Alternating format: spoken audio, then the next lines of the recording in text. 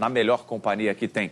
Olha, o ministro da Fazenda, Fernando Haddad, começa em instantes em Brasília uma entrevista coletiva para falar dos últimos atos da equipe econômica neste ano. É corrida contra o tempo, né, Dalisson? E quem está acompanhando tudo é ele, o nosso amigo Murilo Fagundes, que chega agora com todas as informações. O Murilo, o que deve ser anunciado hoje? Bom dia para você e bem-vindo ao Primeiro Impacto nesta quinta-feira. Oi, Dani, minha amiga, Dani, Darlison, bom dia para vocês, bom dia para todos. Olha, o ministro da Fazenda, Fernando Haddad, já chegou aqui ao Ministério, viu? E tá ali desenhando, né, os últimos anúncios deste ano de 2023, naquela tentativa de aumentar a arrecadação em 2024 para conseguir, então, entregar aquela meta de déficit zero nas contas públicas. Em resumo, em palavras claras, ele quer deixar as contas públicas no azul, colocar ali as despesas e receitas no mesmo patamar, mas para isso ele tem algumas dificuldades. Então, em instantes, daqui a alguns minutos, ele vai falar a jornalistas para anunciar novas medidas para compensar medidas aprovadas pelo Congresso que tiram dinheiro, então, das contas públicas. Tem uma medida específica que a gente já trouxe aqui algumas vezes, já noticiou esse ano, que é a desoneração da folha de pagamentos. O que é isso? É aquele benefício que empresas de 17 setores da iniciativa privada vão ter até 2027, ou seja, vão pagar uma alíquota menor em cima da folha de pagamento dos funcionários. Esse benefício venceria agora no dia 31 de dezembro, mas os deputados e senadores decidiram estender até 2027, segundo eles, para gerar mais empregos e não haver demissões no nosso país. Mas o presidente Lula vetou a pedido aqui do Ministério da Fazenda e o Congresso depois derrubou o veto de Lula.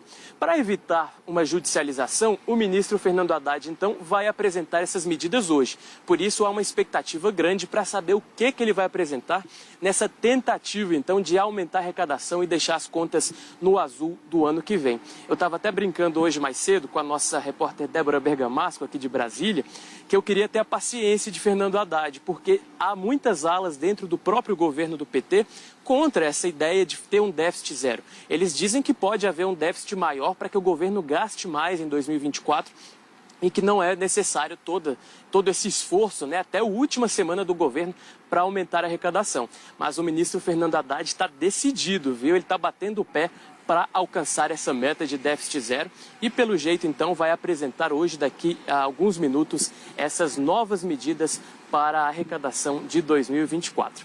Eu devolvo para vocês. É uma baita queda de braço, né, Murilo? O Congresso quer uma coisa, os aliados do governo querem outra, o Fernando Haddad segue firme aí na sua intenção, o que foi também promessa de campanha assim que assumiu como ministro da Economia, o déficit zero.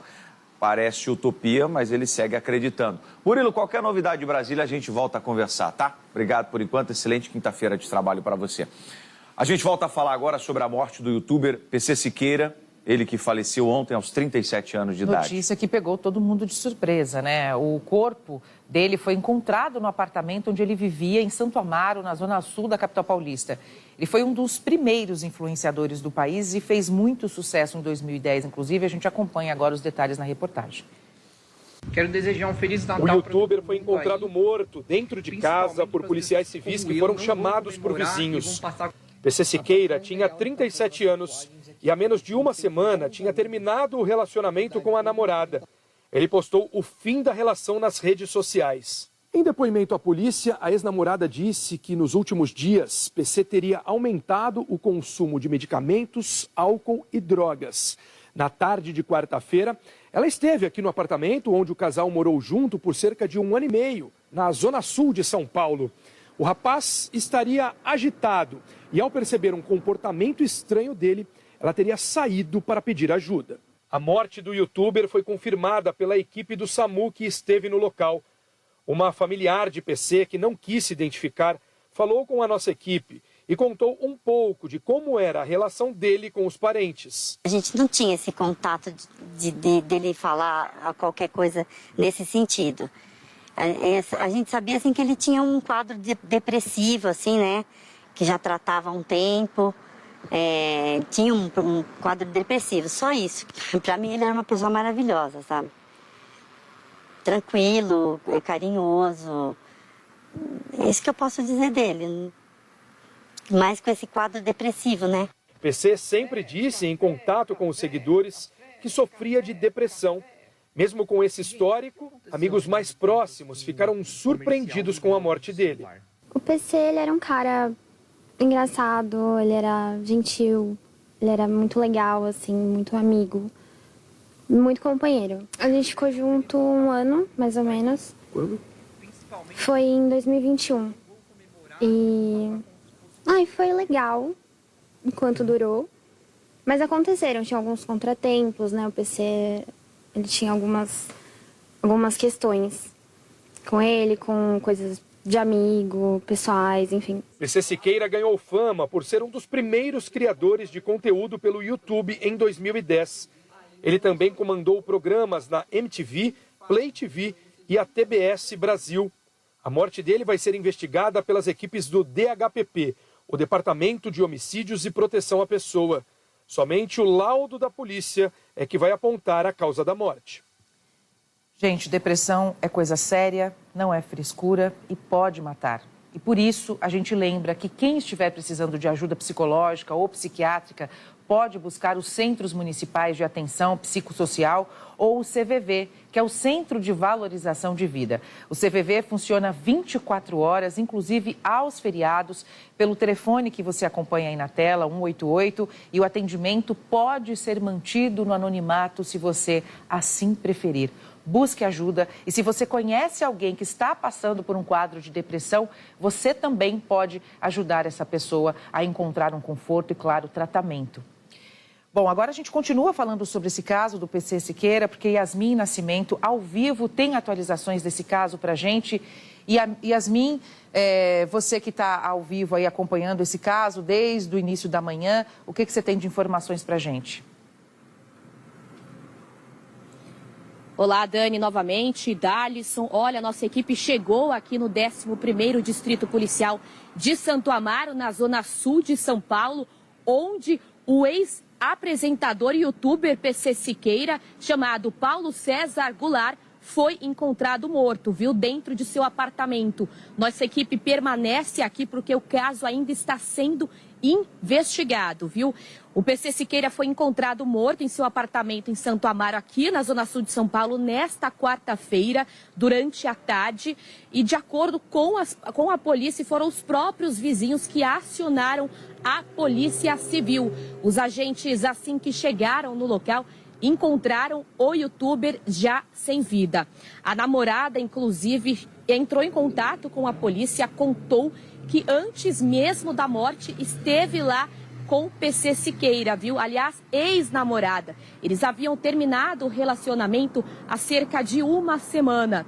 E PC Siqueira nunca escondeu isso, viu? Nunca escondeu a sua vida pessoal, detalhes sobre a vida pessoal com seus milhares de seguidores. Ele já tinha informado, estava muito abalado sobre o término da relação.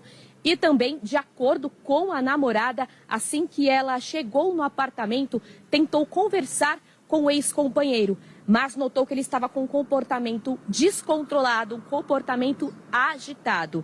Então ela saiu rapidamente ali do local e tentou buscar ajuda, mas foi tarde demais. O que a polícia agora tenta descobrir é o que realmente aconteceu. A causa da morte do PC Siqueira está sendo investigada pelo DHPP, o Departamento de Homicídios e Proteção à Pessoa, e foi registrado aqui no 11º Distrito Policial, viu? Inclusive, o delegado titular, ele entrou em contato com a nossa equipe e disse que vai atender aqui a gente para contar detalhes sobre os desdobramentos dessa investigação que ainda está em andamento, viu? Lembrando que PC Siqueira ganhou muita fama em 2010. Foi um dos primeiros criadores de conteúdo no YouTube, viu, Dani? Tá bom, Yasmin, obrigada pelas suas informações. Qualquer novidade, se aciona a gente aqui, tá? Bom trabalho para você. Olha, vamos mostrar agora um tiroteio que aconteceu na porta de uma balada na zona norte de São Paulo, em que 3 bandidos desceram do carro, atiraram contra um homem que estava na porta da casa noturna. Pois é, a vítima foi socorrida, mas não resistiu. E quem está no local, na Avenida Engenheiro Caetano Álvares, ali na zona norte, é o Marcelo Bittencourt, acompanhando esse caso desde cedo, né, Bita? O que você tem de informação pra gente? A polícia já tem pistas aí desses acusados? Por enquanto não, viu, o Dani, bem colocado aqui. O caso aconteceu por volta das 4h20 da manhã. Várias pessoas estavam aqui nessa casa de show, nesse bar lounge, que fica aqui na Avenida Engenheiro Caetano Álvares, na zona norte da capital paulista. Várias pessoas, estavam acontecendo um pagode aqui.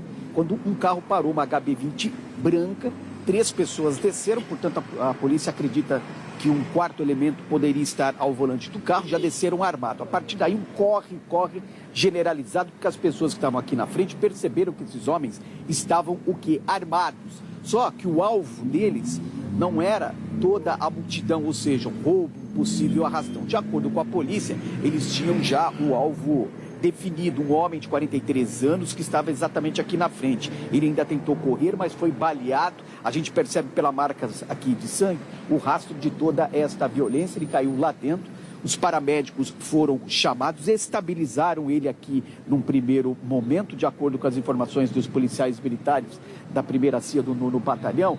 Ele teve uma parada cardiorrespiratória, mas chegou a ser estabilizado. Levado para o hospital do Mandaqui, não resistiu aos ferimentos, de acordo com o boletim de ocorrência e também com a polícia militar. A área foi isolada, até porque a perícia ainda não passou pelo local. O caso que aconteceu, olha só, às 4 horas da manhã, às 5 horas se passaram, a expectativa é que a perícia chegue a qualquer momento. Nós buscamos por câmeras de monitoramento, mas não encontramos. Apenas uma câmera de monitoramento, que é da própria casa, que fica do outro lado.